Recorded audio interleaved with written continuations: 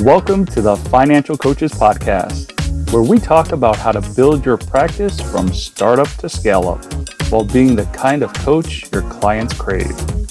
Finally, a podcast for financial coaches. Here are your hosts, Maria Casillas and Cody Sizemore. Well, hello, and welcome back to the Financial Coaches Podcast. I am joined today, as always, by the wonderful and lovely Maria Casillas. Maria, Hello. how you doing? I'm doing well, thank you. How are you today? Oh, I'm doing good. Doing good. Good.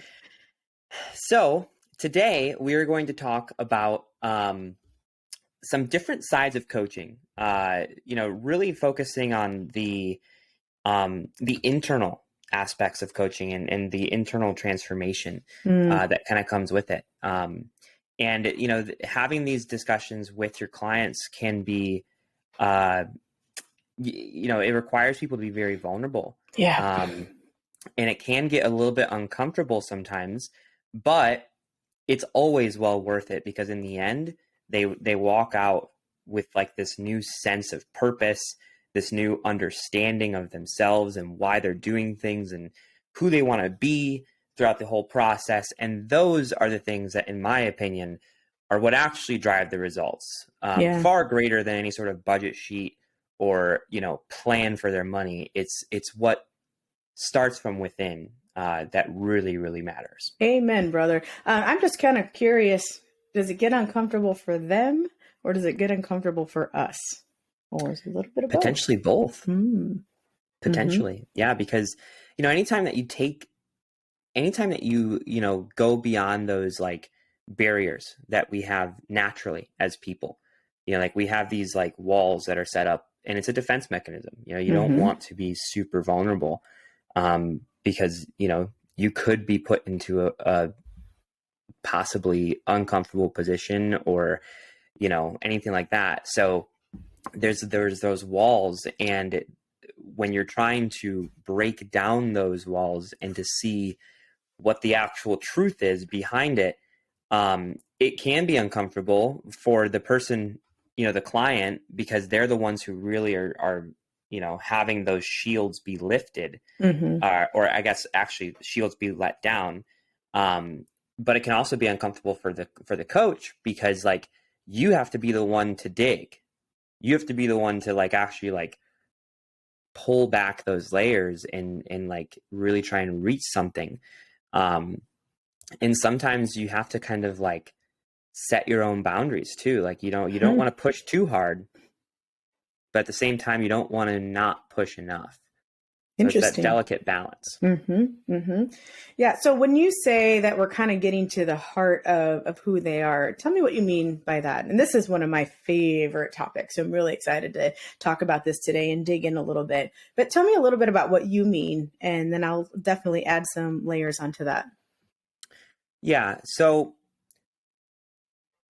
I have just found that, with coaching people and even my own life, that it oftentimes isn't really about the thing that we want to accomplish.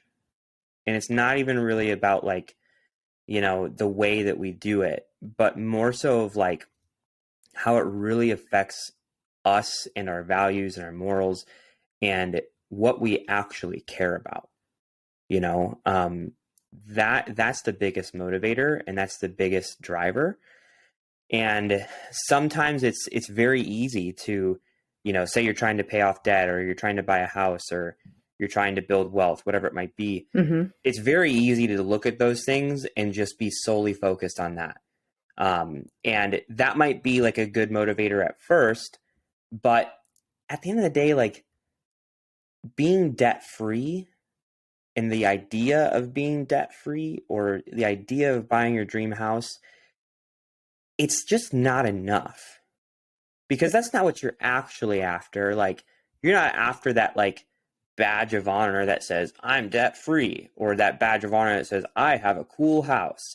You're not after that. Like, what you're after is the feeling that you're actually going to be experiencing from that, and the lives that you're actually going to be able to touch through that,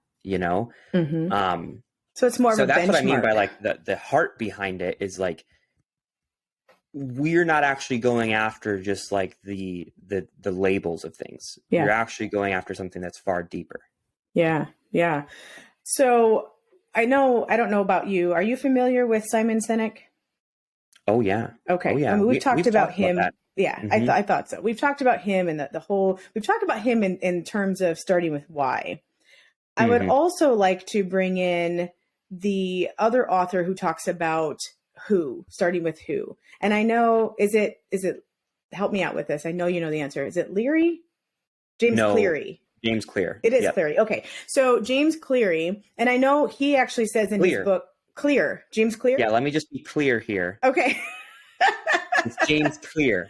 We don't want to butcher this, and I totally butchered it. I apologize, James. But James did say in the beginning of his book that his book is actually more of a curation of a bunch of ideas that have been around for a long, long time, and that he basically just put them all together and had like these epiphanies and stuff. And so it's not something that was his original thought, and yet it was put in such a way that made so much sense. And when I was reading it, in a nutshell, he talks about how there are 3 layers of change, of behavior change, and the one that most people focus on is that outer layer. That's where we start. And that is like our goals or the results that we're trying to get. And then the next layer in is going to be like the processes that we use, and then which is kind of like the how do we get there. And then the middle one is your identity, and that's who we're trying to become. And so often we start again on that outer layer and start moving in. Whereas very much like Simon Sinek says, if we start with who or why, then move outward, we're actually going to see better results. And so I had read the Start With Why years and years ago. And then when I read, I don't even remember what it's called. I think it's Atomic Habits, right? Atomic Habits. Okay. Yep. So when I read that a few years ago, it was very, very easy for my mind to immediately like almost use one of those transparencies where you put one over the other. And I'm like, oh my gosh, these totally add up. And they're very, very similar. And so I've actually since then had that epiphany. I've actually been using that idea with my clients for years now. So no longer do we start with, okay, let's sit down and talk about your goals. Do you want to become debt free or do you want to just pay this off? We don't even go there. We're like, okay, let's get down to the nitty gritty. Who do you want to become? They're like, what? What do you mean? Who do I like? Didn't I hire you to help me pay stuff up? Trust me, it will come when we get this part done. So that's my background with why I do it this way. Is that similar to yours, Cody, or is it completely off base from what you do? No, it's almost exactly, like those 2 topics, like finding your why and figuring out who you want to become. Those are 2 critical things that I like. It's like a non-negotiable, like we need to talk about those things. And I talk about them relatively early too, because like, you need to start with those. There's so much power behind it. And it makes the entire journey that much more exciting and that much more enjoyable and that much more clear as well too. No pun intended. I tell people this all the time. I'm like, I want you to picture yourself as like an egg. Okay. And there's 2 ways for an egg to break. One is for the egg to break on the outside. Okay, so if you were to break on the outside, that egg would die. It would go into a frying pan. Maybe like a fox would eat it or something like that. Right? Or me. That's what I had earlier today, actually. Yeah, there you go. It was a Friday. There you go. But it would die. And there's a lot of ways to break on the outside. Like you could break from, just having so much payments coming out. You could break from living from paycheck to paycheck. You could break from anxiety, from depression, from, a stressed marriage. There's so many ways to break from the outside. But if you only focus on just protecting that outer shell, you're going to be nothing but an egg inside of a carton. That's all you're going to be.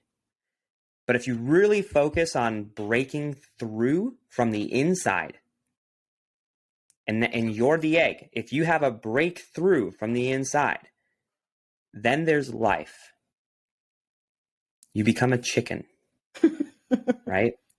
Just what everyone's wanted to be. Yes. But there's life. That's the key. There's life. And you can start creating that life that you actually want.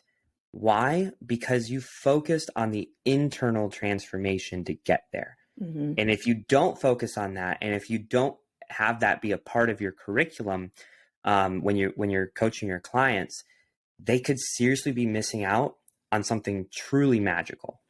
Yeah. Yep. And for those people who are listening who are like type A and they're just like the box checkers, I want to make sure that you don't think that doing this exercise or this process with your clients is the first thing that you do and that that's the only time that you do it. The reason that we would do this in the beginning is because it gives us a way to talk to our clients when they get stuck on something. This just happened to me last night with a client, actually. And one of the things was that they went off of their plan. And his plan, that the way he deviated from his plan was to buy a camper. And he had the money to buy the camper, but the money had already been labeled, if you will, as an opportunity fund, because this is an entrepreneur who's really good at finding opportunities, flipping them, and then being able to turn that into his income. And so one of the things he wanted to learn how to do was to be fully self-sufficient with that. So we had set up this opportunity fund so he would no longer have to go and get loans to do that. You following me, right? Mm-hmm. And so there was approximately $30,000 in this opportunity fund for him, and he found a camper. And the camper was about $8,000 to $10,000, and he had the money. He used the money from his opportunity fund, and he allowed himself to convince himself that it was fine because it was something that was important to him. It was a way for his family to connect, and connecting with his family is very important. Well, if I hadn't done some of the foundational work, I mean, how do you like rebut that? Like, you can't be like, oh no, your family's not important. Right? Like, this is like, where do you go with that? What I was able to do though was talk to him about what is more important to you. What did you steal from? Like I told him, you kind of put on a ski mask and you walked into a bank and you stole from your future self. And he's like, oh man, like, why did you got to put it like that? And I said, well, it might be okay if the good cause was the fact that you were, hanging out with your family. That's a really good cause. And he's like, yeah. And so he thought he was getting away with this for a second. I said, remind me why you wanted that opportunity fund. It's like, because I really don't want to have to work full time. I said, and remind me why you don't want to have to work full time. And he was able to get it back to, well, it's for my family. So now we had family versus family. And that's totally different than dollars versus dollars. Do I have it or do I not? And so I was able to ask him, which of those things is going to get you closer to what you actually want to do with your family? Being able to go camping and not sleep on the floor, because he's been sleeping on the floor in his mind. Like he had said this in his words, we've been camping on the floor for 8 years. So I said, so why now? Why can you all of a sudden not camp on the floor? Right. And when he realized that he was giving up the potential ability to not have to ever work full time for someone else, he realized, oh, I probably shouldn't have done that. And we didn't get stuck in guilt. We didn't get stuck in the shoulds, woulds, and coulds. What we did was help him understand, when you're having that internal dialogue, this is what I want you to ask yourself, because he was falling back into the old habit of asking himself, do I have the money for it? Well, the answer was yes, because we had done such a good job of setting that up. So he did have the money. And if we left it at that, he would have just spent it like he did. He would have continued that pattern later on. And yet he wouldn't have gotten in the end what he really wanted. So this is not just a check box, right? We don't just do it once to say, well, we've done it. Now let's move on. Let's get to the real stuff, the results. Instead, what I like to talk about is that we start with defining who you want to become and why. And then we start mapping out the processes. What would a person who is that person, what would their habits look like? What would their daily process look like? And we start using that to set up that middle layer. And then instead of focusing on the results, all we do is track them. We track the results, we measure the results because those are fun. Like we can get feedback from that, but that is absolutely not the focus. What I love about what you had kind of unpacked with that client is the fact that because you had those conversations beforehand and then this thing happened later on, it's not like you had to address it as a new issue, Mm-hmm. and it's not like you had to convince him that like maybe he should or should not have done that, right? Right. All you did was you just asked the question of like, okay, well, why'd you do that? Well, this is why. Okay, but why is that important? And like you just started asking the questions that you already knew the answer to and that he already knew the answer to. Mm-hmm. And you didn't really tell him anything. You just asked the questions because you knew that he knew, Yeah. and the point is that like, if you didn't have that conversation before, he wouldn't have known. He wouldn't have made that connection. But the fact that you did made him realize like, like I did kind of I painted this up as like this thing that was actually going to serve me. But what it really was just a distraction of what I really, really wanted, Right. Yep. So having those conversations is very important because you can always go back to them and have it be like that core of everything Yep. that you work off of and everything that they do, and even talking about like the language, like you said, like, like what kind of person is this person, you had said, what kind of behaviors does this person do? What kind of thoughts do they have? Mm-hmm. All that kind of stuff. Mm-hmm. I do the same thing with my clients too. Like when we talk about who they want to become, I ask them, I'm like, okay, well, what kind of behaviors does this type of person do? Mm-hmm. What kind of language does this person have? How does this person treat other people? Like all of that kind of stuff.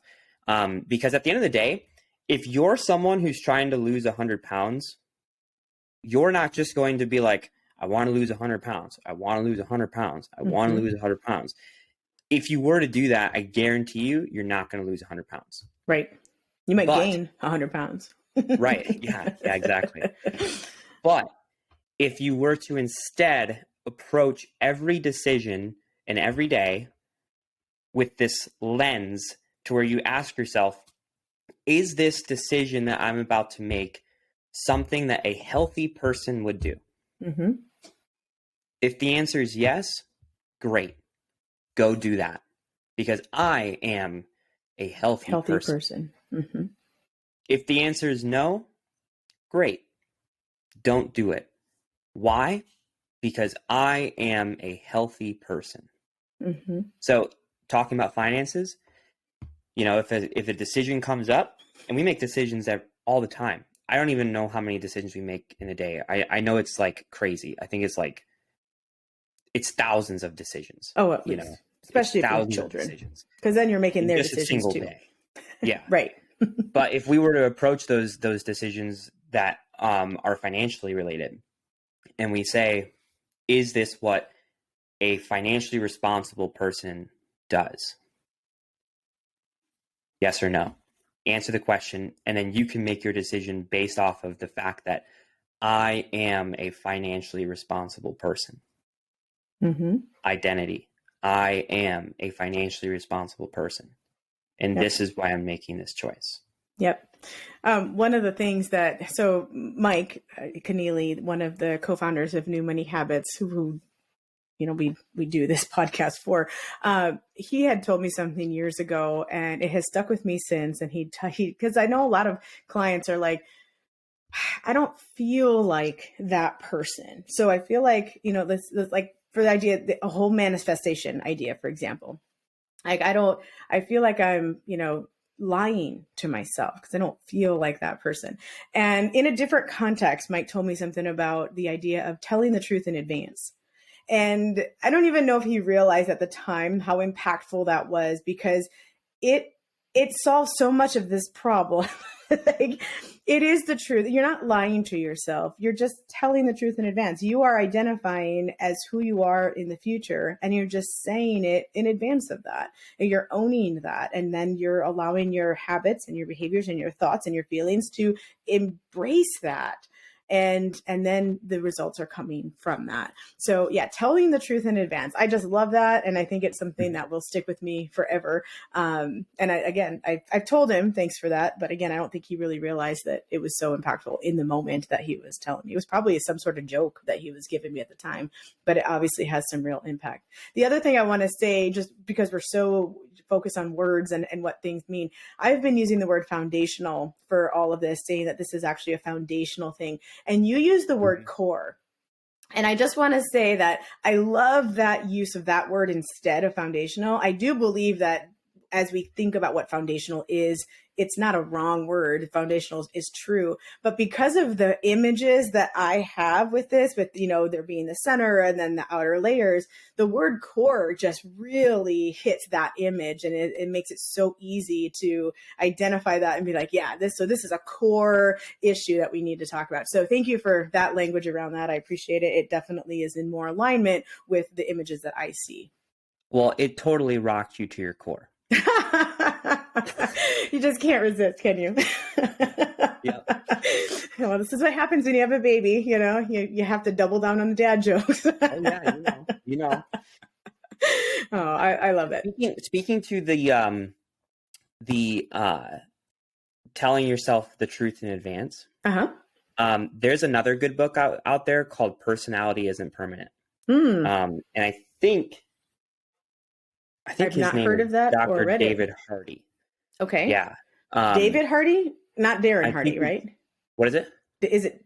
I know of a Darren Hardy, so I don't know if that wouldn't be it the might same. be Darren Hardy. Oh, really? Okay. Because I really like Darren Hardy's work. I just hadn't heard of that book. Okay. Personality Isn't Permanent. I'll have to look it up. Personality Isn't Permanent. It's a psychology book, and he did like this pretty massive study with several thousand people over the course of like 10 or 20 years.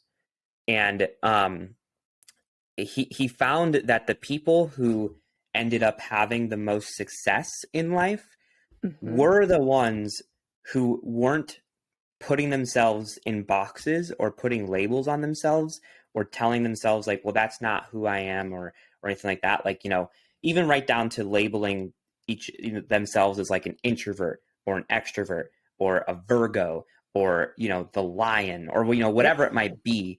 Those labels are very, very limited, constricting, and very toxic.